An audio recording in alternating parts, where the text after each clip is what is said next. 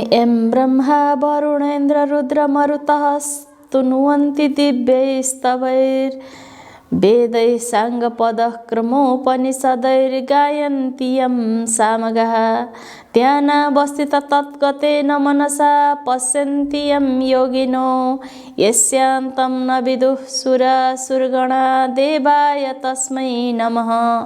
श्रीमच्चन्दनचर्चितोज्ज्वलवपुः शुक्लाम्बरा मल्लिका मालालङ्कृतकुण्डला प्रविलसन्मुक्तावली शोभिता सर्वज्ञाननिदानपुस्तकधरा रुद्राक्षमालाकरा वाग्देवी वदनाम्बुजे वसतु मे त्रैलोक्यमाता चिरम् मुखं करोति वाचालं पङ्गुं लङ्घयते गिरिं यत्कृपातमहं वन्दे परमानन्दमाधवम्। नमो भगवते तस्मै व्यासायामिति तेजसे यस्य प्रसादात् वक्ष्यामि नारायणकथामिमाम्। नारायणं नमस्कृत्य नरं चैव नरोत्तमं देवीं सरस्वतीं व्यासं ततो जयमुदीरयेत्। श्रीस्वस्थानी परमेश्वर्यै नमः। अथ द्वादशोऽध्यायः श्रीस्वस्थानी व्रतोपदेश वर्णन। कुमारजी आज्ञा गर्नुहुन्छ हे अगस्त्य मुनि। त्यसपछिको घटना पनि सुन। सती देवीले दक्ष प्रजापतिको यज्ञमा प्राण छोडेपछि साक्षात् अम्बिका देवी भएर आफ्नो लोक मणिद्वीपमा जानुभयो। ब्रह्मा विष्णु आदि सबै देवताहरू शक्तिहीन भए। अर्कोतर्फ तारकासुर दैत्यले वरदानको प्रतापले देवताहरूलाई पीडित पार्दै स्वर्गबाट लखेटेपछि सबै देवताहरू मिलेर हिमालय पर्वतमा गई भगवती जगदम्बाको भक्ति भावपूर्वक स्तुति गर्न लागे। विष्णु आदि देवताहरूले तपस्या र स्तुति गरेको हुँदा तिनै लोकी माता भुवनेश्वरी उमा प्रसन्न भएर देवताहरू र हिमालय पर्वतलाई दर्शन दिनुभयो। देवताहरूले माता भुवनेश्वरी उमादेवीको पुकार गर्दै भने, हे महामाया, हजुर फेरि अवतार लिएर शिवजीको साथमा विवाह गर्नुहोस्, अनि मात्र हामी देवताहरूको कल्याण हुनेछ, नत्र हामी माता बिनाका टुहुरा भइरहनेछौँ। हजुरले यिनै हिमालय राजाकी स्त्री मेनकाको गर्भमा बास लिएर जन्म लिनुहोस्। हजुरलाई कोटि कोटि नमस्कार छ। हाम्रो इच्छा पुरा गरिदिनुहोस्। देवताहरूको यस्तो बिन्ती सुनेर उमादेवी आश्चर्यचकित हुँदै आज्ञा गर्नुभयो, हे देवता हो, ज्ञान बिना र भक्ति बिना तिमीहरूले सती देवी जस्तै मलाई पनि अपमान गर्नेछौ। तैपनि तिमीहरू मेरो सन्तान भएकोले म तिमीहरूको इच्छा पुरा गर्नेछु। तर म देवी भगवती गीताको दिव्य उपदेश हिमालय पर्वत लगायत ब्रह्मा विष्णु आदि देवताहरूलाई दिनेछु। भुवनेश्वरी उमाको यस्तो वचन सुनेर विष्णु आदि देवताहरू अत्यन्तै प्रसन्न भएर उमादेवीले दिनुभएको 508 श्लोकको 10 अध्यायले पूर्ण देवी भागवत गीताको उपदेश ग्रहण गरे।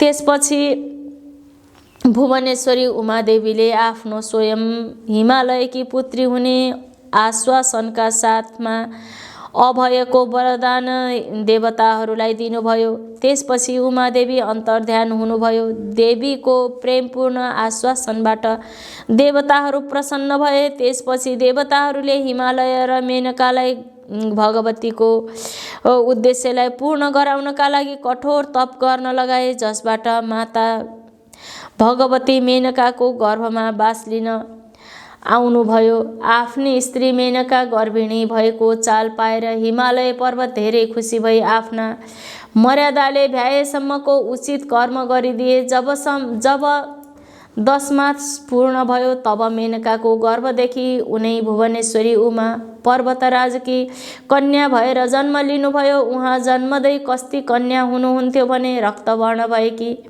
1000 सूर्यको जस्तो तेज भएकी, कोमल अति सुन्दर, पद्मपत्र जस्ता नेत्र भएकी, देदीप्यमान हुनुहुन्थ्यो। यस्तै सुन्दरी कन्या जन्मेको देखि हिमालय पर्वतले अत्यन्त हर्षित भएर वशिष्ठ आदि ऋषि ज्योतिषीहरूलाई बोलाई निश्चित गरिदिएपछि विधिपूर्वक न्वारण गराए। वशिष्ठ आदि ऋषि ज्योतिषीहरूले भने, हे हिमालय, हामीले यी बालिकाको नाम पार्वती भन्ने राख्यौँ, किनभने पार्वतीकी कन्या भएकोले पार्वती नै यिनको नाम जुर्यो। तिमी धन्य रहेछौ। यी बालिकाले भविष्यमा जगदीश्वर श्री महादेव स्वामी पाएर चतुर्दश भुवनकी रानी हुनेछिन् र सम्पूर्ण दैत्यहरूको संहार गर्नेछिन्। ऋषिहरूको यस्तो कुरा सुनेर राजा हिमालय पर्वतले हर्ष मान्दै अनेकौं रत्न, सुवर्ण र गाईहरू ऋषिहरूलाई दान गरेर यथेष्ट भोजन गराए। भोजन गरिसकेर ऋषिहरूले भने, हामी तपाईँदेखि पूर्ण कृतार्थ भयौँ, अब आज्ञा दिए आफ्ना आफ्ना आश्रममा जान्छौँ। वशिष्ठ आदि सम्पूर्ण ऋषिहरूले बिदा मागेपछि हिमालय पर्वत अत्यन्त खुसी भएर साष्टाङ्ग प्रणाम गरी बिदा दिए। यसपछि सबै ऋषि ज्योतिषीहरू आफ्ना आश्रमतिर लागे। त्यसपछि हिमालयकी पुत्री पार्वती पनि शुक्ल पक्षको चन्द्रमा झैँ दिन दिन बढी ठुली हुन लाग्नुभयो। साक्षात् भुवनेश्वरी उमाको अवतार भएको हुनाले सानी छँदा खेल्दा उहाँ शिवजीको पूजा गरी खेल्ने र केही चर्चा गरे पनि शिवजीकै गर्नुहुन्थ्यो। यस्ता तरहले पार्वतीले शिवजीको भक्तिमा चित्त लगाइरहनुहुन्थ्यो। बिस्तारै पार्वती ठुली हुँदै जानुभयो। एक दिन नारद ऋषिले विष्णुको समीपमा गई भन्न लागे, हे वैकुण्ठनाथ, हिमालय पर्वतकी पुत्री पार्वती नाम गरेकी कन्या तपाईँको लागि योग्य छिन्। लक्ष्मी भन्दा पनि अति सुन्दरी 32 लक्षणले युक्त भएकी ती कन्या तपाईँ विवाह गर्नुहोस्। नारदको वचन सुनि श्री विष्णुले भन्नुभयो, हे नारदजी, हिमालय पर्वतले ती कन्या मलाई देलान् र भगवान विष्णुले यस्तो आज्ञा गर्दा नारद ऋषिले भने, हे भगवान, हजुरले यस कुराको चिन्ता गर्नु पर्दैन। म अहिले हिमालय पर्वत कहाँ गई विवाहको कुरा मिलाई आउँछु। यति भनेर नारद श्री विष्णुबाट बिदा भई हिमालय पर्वत छेउ गए। हिमालयले नारद ऋषि आफ्नो आश्रममा आएको देखि उनलाई शिष्टाचार प्रकट गरी आसनमा बसाए। यसपछि हिमालयले नारदलाई सोधे, हे देवर्षि, आज मेरो घर हजुरले पवित्र गर्नुभयो, केही काम थियो भने आज्ञा गर्नुभए कृतार्थ हुने थिएँ। हिमालयको यस्तो कुरा सुनेर नारद ऋषिले भने, हे गिरिराज, तिम्री पुत्री पार्वती विवाह गर्न योग्य भएकीले वैकुण्ठनाथ श्री विष्णुलाई कन्यादान गर्नु उचित होला भनी यहाँ आएको हुँ। नारद ऋषिको यस्तो वचन सुनि हिमालय पर्वतले ज्यादै खुसी हुँदै भन्न लागे, हे नारदजी, तपाईँले भन्नुभएको कुरा ठिक लाग्यो। तपाईँको आज्ञाले मेरी पुत्री पार्वती श्री विष्णुलाई दिएँ। श्री विष्णुलाई गई यसै भन्नुहोला। हिमालयले मन्जुरी दिएपछि नारद ऋषिले खुसी हुँदै वैकुण्ठमा गई हिमालयसित भएका सबै कुराहरू श्री विष्णुलाई सुनाए। नारदले भने, हे भगवान, हजुरले भने बमोजिम हिमालय पर्वतले आफ्नी छोरी पार्वती हजुरलाई स्वामीका रूपमा स्वीकार गरेर दिने कुरा गर्नुभयो। अब उचित लग्न जुराई पार्वतीसँग विवाह गर्ने तयारी गर्नुहोस्। नारद ऋषिका यस्ता वचन सुनि भगवान विष्णु प्रसन्न भई भन्न लाग्नुभयो, हे नारद मुनि, तिमी धन्य रहेछौ। अब तिमी पनि आफ्ना आश्रममा जाऊ। म पनि सायद जुराएर पार्वतीलाई कन्यादान लिन हिमालयको घरमा जान्छु। यति भनी भगवान विष्णुले नारदलाई बिदा दिनुभयो। नारदजी बिदा भई आफ्ना आश्रममा गए। त्यसपछि हिमालय पर्वतले छोरी पार्वतीको विवाह गर्न भनी सम्पूर्ण सामग्री तयार गरी नारद ऋषिलाई बोलाएर विष्णु कहाँ लग्न जुराउन पठाए। उपयुक्त साइत जुराएपछि हिमालय पर्वतले आफ्ना गुरु वशिष्ठ, बृहस्पति आदि र सम्पूर्ण देवता, ऋषि, यक्ष, गन्धर्व, किन्नर, दैत्य, नाग सबैलाई विवाहको निमन्त्रणा दिए। श्री विष्णु पनि पार्वती कन्यादान लिन भनी हिमालय पर्वतका घरमा जानुभयो। मेनकाले पार्वतीलाई हीरा, मोती, मणि, नाना रत्नका अलङ्कार वस्त्र पहिराई श्रृङ्गार गराई राखिन्। त्योदेखि जया, विजया, अजिता र अपराजिता नाम गरेका पार्वतीका साथीहरूले पार्वतीसँग गएर भन्न लागे, हे पार्वती, आज तिम्रो विवाह हुन्छ। तिम्रा मातापिताले विष्णुलाई कन्यादान दिन्छन्। के तिमीलाई थाहा छैन? सखीहरूले यस्तो कुरा भनेको सुनि पार्वतीले भन्नुभयो, मैले बाल्यावस्थादेखि श्री महादेवलाई नै स्वामी पाउनको लागि उहाँकै आराधना गरिरहेकी छु। महादेवलाई नदिई अरू कसैलाई दिए भने म आत्महत्या गरी प्राण त्याग्नेछु। पार्वतीको यस्तो वचन सुनि सखीहरूले भने, हे पार्वती, त्यसो भए तिमी यहाँ नबस, हामी तिमीलाई कसैले नदेख्ने ठाउँमा लुकाइ आउँछौ, बरु हामीसँग हिँड। यति सखीहरूले भनेपछि कसैले चाल नपाउने गरी पार्वती तिनीहरूका साथ लागि घरबाट निस्कनुभयो। सखीहरूले नदीका तीरको एउटा विशाल वनमा लगेर कसैले नदेख्ने ठाउँमा पार्वतीलाई लुकाइ आए। यो कुरा घरमा कसैले थाहा भएन। विवाहको कार्य प्रारम्भ भएपछि हिमालय पर्वतले आफ्ना गुरु बृहस्पतिलाई यज्ञमा बसाली विधिपूर्वक विष्णुलाई कन्यादान दिन भनी पार्वतीलाई लिन पठाए। तर लिन जानेले पार्वतीलाई कहीँ पनि देखेनन्। उनीहरूले हिमालयको समीपमा गई भन्न लागे, हे राजन, हामीले धेरै खोजी गर्यौं, पार्वती त घरमा छैनन्। यस खबरले हडबडाउँदै हिमालय पर्वतले पार्वतीलाई सबैतिर खोजी गरे, तर कहीँ पनि पाउन नसकी हिमालय पर्वत अत्यन्त दुखी र आश्चर्यचकित भए। पर्वतराजाले अत्यन्त दुखी भएर चित्त आकुल गरी गुरु बृहस्पति ऋषि छेउ गई भने, हे गुरु, मेरी छोरी पार्वती कहीँ पनि छैनन्। विवाहको लग्न टर्न लाग्यो, अब कसो गरौँ? यस्तो भनी पर्वतराज हिमालय अत्यन्त खेद गर्न लागे। बृहस्पति ऋषिले भने, त्यसो भए यस लग्नमा यो विवाह भएन, अब पार्वतीलाई भेटेपछि गरौँला। हिमालय र गुरु बृहस्पतिले श्री विष्णुसित यी सबै कुराको बिन्ती गरे। यसपछि विष्णु आदि सम्पूर्ण देवताहरू दुखित भई फर्केर आफ्ना आफ्ना आश्रममा गए। उता सखीहरूले पार्वतीलाई लुकाइ आएपछि पार्वतीले नदीका तीरमा बसी बालुवाको शिवलिङ्ग बनाएर श्री महादेवको आराधना गरी पूजा गर्न लाग्नुभयो। धेरै समयपछि त्यस बालुवाको शिवलिङ्गदेखि श्री महादेवले प्रकट भई पार्वतीलाई आफ्नो स्वरूपको दर्शन दिनुभयो। यसपछि महादेवबाट आज्ञा भयो, हे पार्वती, मलाई किन आराधना गर्यौ?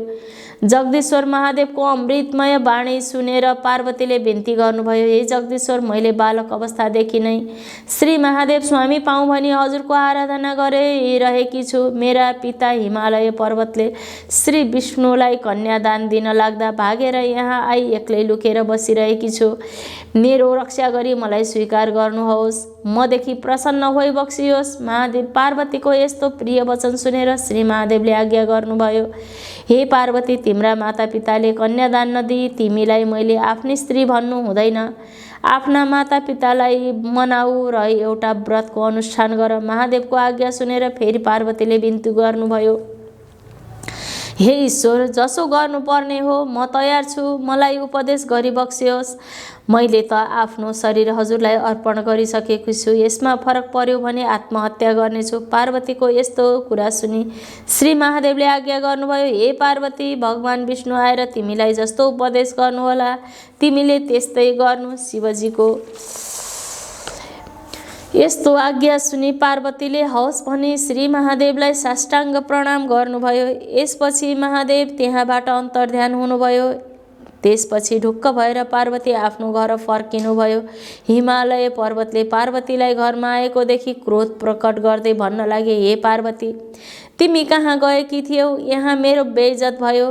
विष्णु आदि देवताहरू कन्यादान नलिइकन फर्केर गए। पिता हिमालयको कुरा सुनेर पार्वतीले भन्नुभयो, हे पिता, मैले बाल्यावस्थादेखि नै श्री महादेव स्वामी पाऊँ भनी उहाँलाई नै प्रतीक्षा गरिरहेकी छु। तपाईँले मलाई नसोधी विष्णुलाई कन्यादान दिन लाग्दा भागेर लुक्न गएकी थिएँ। पार्वतीले यति भनेको वचन सुनि हिमालय पर्वतले पार्वतीको न्वारणका दिन वशिष्ठ आदि ऋषि ज्योतिषीहरूले भनेको कुरा झल्यास्स सम्झी चुप लागे। यसपछि पार्वतीले कहिले भगवान विष्णु आउनुहोला भनी प्रतीक्षा गर्न लाग्नुभयो। पार्वतीले भगवान विष्णुलाई स्मरण गरे व्रतको अनुष्ठान गरी श्री महादेव स्वामी पाउनका निमित्त नाना तीर्थ, व्रत, दान, धर्म, जप, तप, यज्ञ गरी शिवलिङ्ग बनाई पूजा गर्न लाग्नुभयो। पार्वतीले यस्ता तरहले आफ्नो निम्ति भक्ति गरेको देखि भगवान विष्णु हातमा शङ्ख चक्र गदा पद्मली गरुडमाथि सवार भई पार्वती छेउ आएर भन्न लाग्नुभयो, हे पार्वती, तपाईँले नाना तीर्थ व्रत दान धर्म यज्ञ तप गरेकोदेखि म प्रसन्न भएँ। अब म तपाईँलाई वरदान दिन्छु, तपाईँले इच्छा गर्नुभएको वर माग्नुहोस्। भगवान विष्णुको अनुमति पाएपछि पार्वतीले हात जोडी भन्नुभयो, हे भगवान, अरू थोक वरदान के मागौँ? श्री महादेव स्वामी पाऊँ। पार्वतीले वरदान मागेको सुनि विष्णुले आज्ञा गर्नुभयो, हे पार्वती, तीर्थ व्रत दान धर्म जप तप भन्दा पनि उत्तम कुरा म बताउँछु, एक चित्त भई सुन्नुहोस्। श्री स्वस्थानी परमेश्वरीको व्रतका प्रभावले तपाईँले जगदीश्वर श्री महादेव स्वामी पाउनुहुनेछ। यति विष्णुले आज्ञा गरेको सुनि पार्वतीले फेरि बिन्ती गर्नुभयो, हे लोकनाथ, त्यस व्रतको विधि के हो, के गर्नुपर्छ त्यो आज्ञा गर्नुहोस्। पार्वतीको जिज्ञासा सुनेर श्री विष्णु आज्ञा गर्नुभयो, हे पार्वती, पौष शुक्ल पूर्णिमाका दिनदेखि व्रत आरम्भ गर्नुपर्छ। त्यो व्रत पनि कस्ता हिसाबले भने, गोडाको नङ काटी पवित्र भई एक भक्त रही स्नान गरी नित्य मध्याह्न कालमा श्री महादेवको पूजा गर्नु। निरन्तर यही प्रकारले पूजा गरेर महिना दिन भएपछि माघ शुक्ल पूर्णिमाका दिन 108 रोटी, 108 नकाटिएका अक्षता, 108 बेली पुष्प, 108 पान, 108 कुटका सुपारी, 108 सबै जातका फलफुल, 108 जनै इत्यादि तयार गरी तामाको थालीमा ओमकार लेखी गङ्गाजलले स्नान गराउनु। त्यहाँ श्रीखण्ड रक्तचन्दन सिन्दुर वस्त्र चढाउनु, धूप दीप नैवेद्य कस्तुरी भेटी चढाउनु, षोडशोपचारले पूजा गर्नु, जप गर्नु, स्तोत्र पाठ गर्नु, अर्घ दिनु। हे पार्वती, श्री स्वस्थानी परमेश्वरी भनेकी कस्ती हुनुहुन्छ भने, अष्टेषु च दलेष्वेव मातृकाष्ठा स्थिता तथा खड्गम त्रिशूलं चौर्धं च अर्धं च वरमुत्पलं चतुर्भुजां त्रिनेत्रा च सर्वालङ्कारभूषिता सुवर्णात् विकासाभा स्वस्थानी जगदीश्वरी।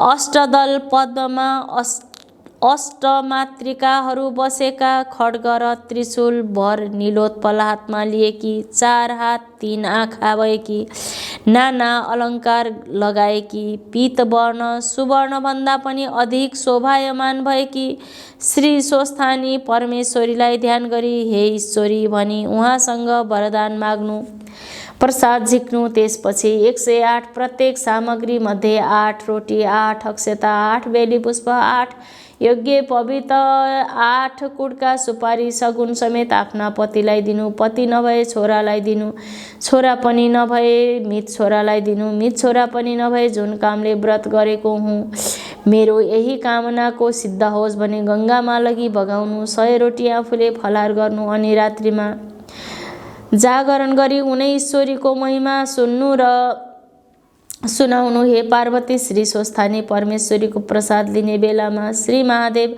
तपाईका समीपमा आइपुग्नुहुनेछ र तपाईको भक्तिदेखि म सन्तुष्ट भएँ, निश्चय पनि श्री महादेव स्वामी पाउनुहोला। यति भनी श्री विष्णुले वरदान दिनुभयो। पूजा विधि समेत भगवानबाट यज्ञ ज्ञान पाएपछि पार्वतीले मनमा आनन्द मानी श्री विष्णुलाई श्रद्धापूर्वक पूजा गरी प्रणाम गर्नुभयो।